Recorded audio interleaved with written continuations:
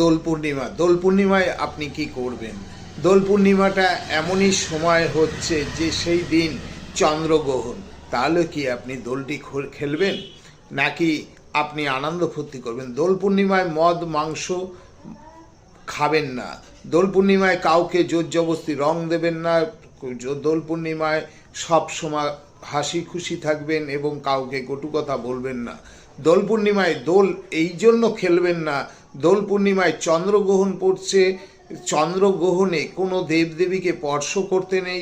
এই দিনে আপনি আপনার নিজের শক্তিকে বৃদ্ধি করতে আপনি এই উপায়টি করুন। কি করবেন?